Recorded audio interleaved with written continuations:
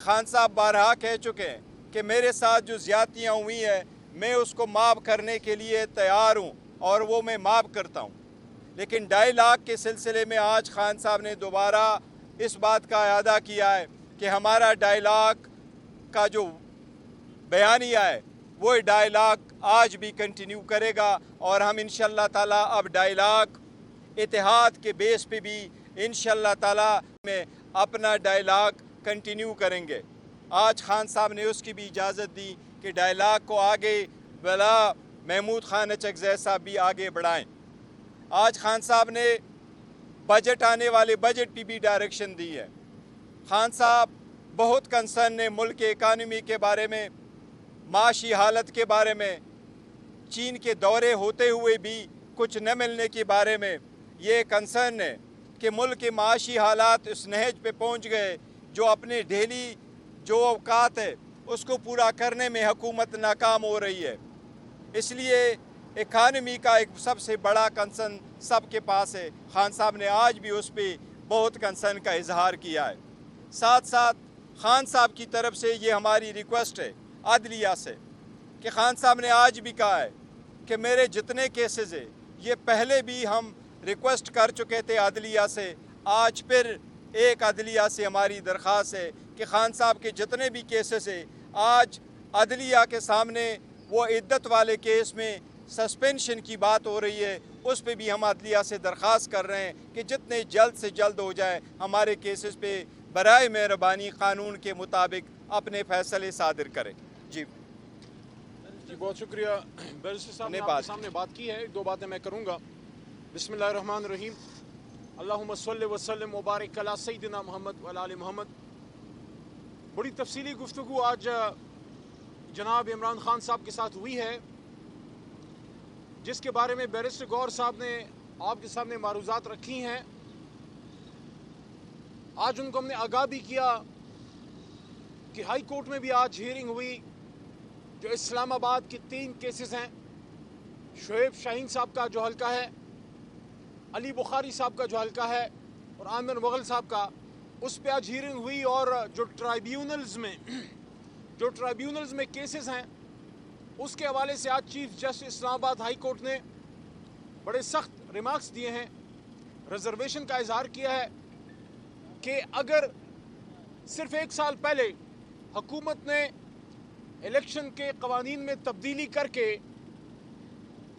जो रिटायर्ड जजेस का एक ऑप्शन था वो ख़त्म किया था, तो आज चीफ जस्टिस साहब ने पूछा कि फिर आपने दोबारा इसको क्यों डाला, आप अपने जहन में शायद हुकूमत क्लियर नहीं है।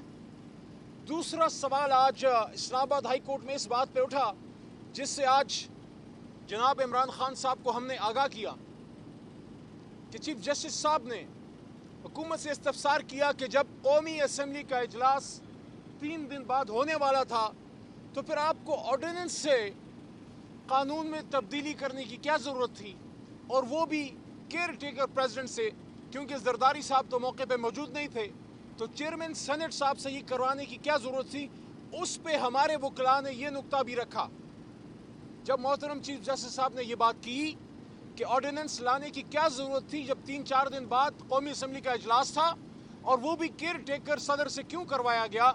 तो हमारे वकला ने ये नुक्ता भी रखा कि हुजूर वो सदर भी खुद गिलानी साहब की तरफ इशारा था कि गिलानी साहब के तो खुद के केस जो हैं वो ट्राइब्यूनल्स में हैं, तो वो किस तरह एक ऐसे कानून पे दस्तखत कर सकते हैं जब वो खुद उसमें उन पे सवालिया निशान है।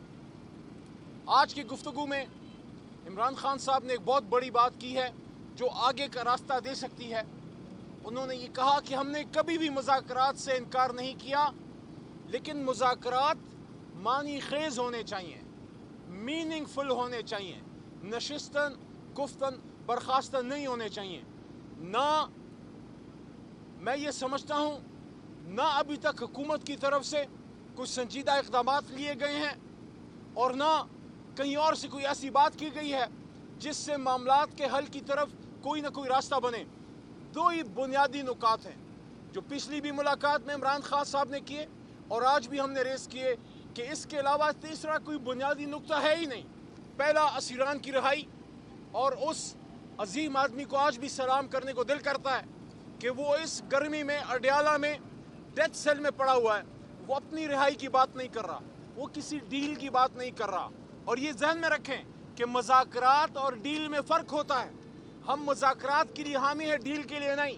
اس لیے ابھی تک 300 دنوں سے عمران خان 300 دنوں سے جیل میں ہے کہ وہ ڈیل نہیں کر رہا, وہ صرف مذاکرات کی بات کر رہا ہے. جو ڈیل کرتے ہیں وہ بکسوں سمیت سعودی عرب یا بکسوں سمیت وہ لندن پہنچ جاتے ہیں, وہ ہیں ڈیل والے, یہ ہیں مذاکرات والے. لیکن مذاکرات, آپ یہ بتائیے, اسیران کی رہائی اور مینڈیٹ کی واپسی, یہ دو بنیادی نکات ہیں. تیسرا کوئی نکتہ فی الحال نہیں ہے. پہلے مینڈیٹ کا فیصلہ ہو, اسیران کی رہائی ہو, کو خدا لگتی بات کریں. ڈاکٹر یاسمین راشد 80-85 سالہ کینسر سروائیور وہاں جیل میں پڑی ہے. سنم جاوید ہماری چھوٹی بہن بچی کی عمر کی, اور جس طرح کل آپ نے دیکھا ہوگا اس کو تپتی دھوپ میں پولیس وین میں 2-3 گھنٹے کھڑا کیا گیا تاکہ اس کو ٹارچر کیا جائے. عالیہ حمزہ سابقہ MNA اور ایک انجینئر ہے تعلیم کے لحاظ سے, اور ایک خاتون پولیٹیکل ورکر کے ساتھ یہ زیادتیاں, اور پھر جس طریقے سے ہمارے اور اسیران اور جو پولیٹیکل ایکٹیویٹیز پہ پرچے ہو رہے ہیں. آج ہم نے عمران خان صاحب کے سامنے میں نے یہ بات بھی رکھی کہ ہم گئے, ہم نے لائر کنونشن کیا کراچی میں, لیکن اسی طرح جب شہریار خان آفریدی گئے بلوچستان تو کیا بلوچستان نو گو ایریا ہے؟ آج عمران خان صاحب کے نوٹس میں ہم یہ چیز لے کے آئے ہیں کہ صرف ایک ورکر کنونشن اور لائرز کے ساتھ مل کے بلوچستان پشین میں بوستان میں کرنے پہ شہریار خان آفریدی اور شاندانہ گلزار صاحبہ پہ غداری کے پرچے کٹے ہیں. ساہیوال میں ورکر کنونشن کرنے پہ لوگوں پہ پرچے کٹے ہیں. ریحانہ ڈار بی بی گھر میں ورکر کنونشن کرنا چاہتی تھی, ان کے گرد محاصرہ کھینچا گیا, کسی ورکر کو جانے نہیں دیا. اور اسی طرح حافظ آباد میں ورکر کنونشن میں حماد اظہر گئے اور سب پہ پرچے کٹے ہیں. اور کل جو ہمارے اپوزیشن لیڈر جناب عمر ایوب خان کے ساتھ ہوا ہے, آج میں نے ہائی کورٹ اسلام آباد کے چیف جسٹس کے سامنے بھی یہ بات کی, اور آج وہی بات عمران خان کے بھی گوش گزار کی کہ جناب عمر ایوب صاحب اپوزیشن لیڈر ہیں, دہشت گردی کی عدالت سرگودے میں ان کی پیشی تھی اور پیشی پہ جا رہے تھے. ان کو شوق نہیں تھا, دہشت گردی کی عدالت کوئی سیر کی جگہ نہیں ہے, وہ وہاں جا رہے تھے, عام MNA بھی نہیں ہے, اپوزیشن لیڈر, اور بیچ میں پولیس کھڑی ہو گئی اور 6 گھنٹے ان کو دہشت گردی کی عدالت میں حاضری نہیں کرنے دی. اور اس پہ آج محترم چیف جسٹس صاحب کے ریمارکس ہی تھے کہ یہ تو obstruction ٹو جسٹس کے برابر ہے کہ آپ ایک موکل کو یا ایک سائل کو, ایک مدعی کو یا ایک ملزم کو یا ایک پاکستانی کو, یہ میرے الفاظ ہیں, آپ عدالت میں نہ جانے دیں. یہ ساری چیزیں آج عمران خان صاحب کے گوش گزار ہم نے کی ہیں. انہوں نے کارکنان کو آخری بات اپنے حوصلے بلند رکھنے کا کہا ہے.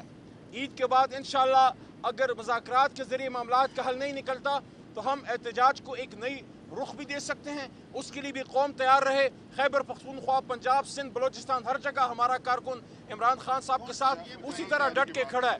اور آخری بات عمران خان صاحب نے پھر یہ بات کی ہے کہ مجھے کوئی پرواہ نہیں ہے, لیکن جس طرح انہوں نے ڈیتھ سیل میں رکھا ہے, دنیا کے سامنے جو ہے ان کا چہرہ بے نقاب ہوا ہے کہ سابق وزیر اعظم کو جس طرح ایک چھوٹے سے کمرے میں رکھا ہے, شرم آنی چاہیے سب کو جو یہ لوگ کر رہے ہیں.